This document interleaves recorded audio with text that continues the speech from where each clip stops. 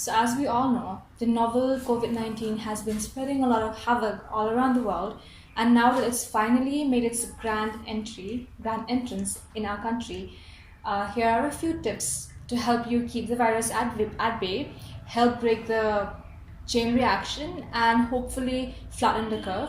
So, first of all, let's talk about how the virus actually spreads and the symptoms through which you will recognize that you have been contaminated.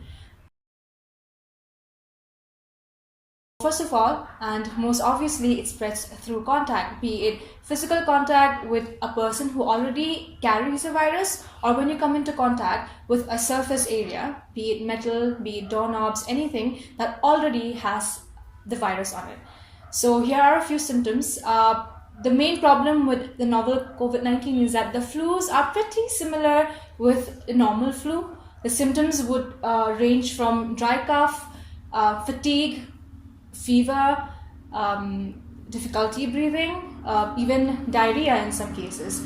So these are the symptoms. But the good news is that 80% of the patients, or the people who get in contact with the virus, are armed with the immunity to actually fight back with the virus. But even then, just because we have the strong immune system, that doesn't mean that we should go around walking in the streets, because there are other people who have a weaker immune system, and if we become carriers, we will be infecting people who do not have who are not equipped with a proper strong immune system to fight back with the virus. So please be careful, stay at home. So guys, there's a lot of false information around. One should segregate the false information from what's true. So here are some myth busters to help you be on track. Firstly, people of all ages can be infected, especially the ones with pre-existing medical conditions like diabetes, like heart diseases, because they are more vulnerable to all this. Then we have secondly the cold weather and snow. They cannot kill the virus. It can be transmitted in areas with hot and humid climates. It cannot be transmitted through mosquito bites.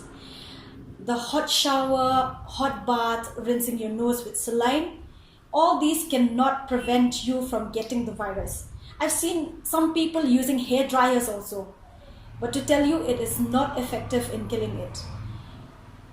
Thirdly, ultraviolet lights should not be used for sterilization because it can cause skin irritation. And taking vaccines against pneumonia also do not provide immunity against it. Till date, there is no evidence that your companion animal or your pets can transmit the virus. Fourthly, we also have garlic, but then garlic is healthy, but there is no evidence that it can protect you from getting it. Fifth, thermal scanners. They can detect fever, but not the presence of the virus. So till date, there is no specific medicine recommended to prevent or treat the virus. So the first thing you should do is always wash your hands frequently and thoroughly, about 20 seconds or so. And you should use soap and water to wash your hands.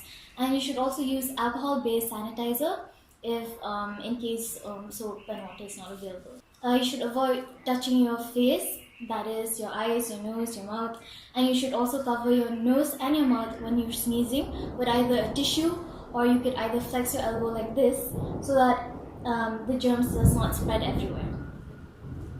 You should avoid crowded places and avoid contact with people who are sick. You should avoid contact with people who are sick or people who are sneezing or coughing. You should keep a safe distance from them. The best thing is to stay at home if you feel unwell or if you have a slight fever or cold. And the number one thing that you should always do in these times is that you should practice social distancing. That is, you should stay home and only go out when you have to go and get things that you need. I repeat, need. You can't just go and buy everything, okay? Other people also need a lot of things.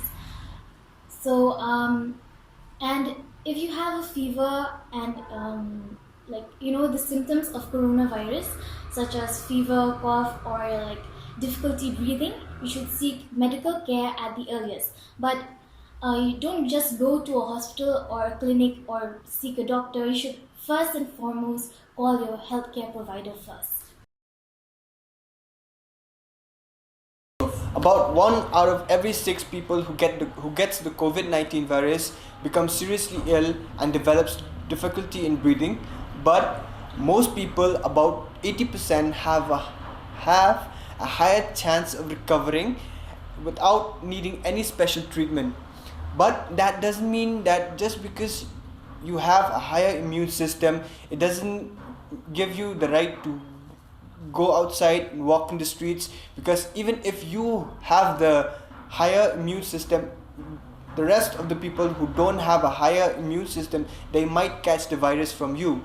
So please stay indoors, be safe, and please be updated with the situation. We also have a link in the description from the World Health Organization, that is the WHO, that will give you all the information that you need to know. And also we have a WhatsApp number from the WHO that you can always text. Just say hi and they will give you all the required information about the COVID-19. Thank you.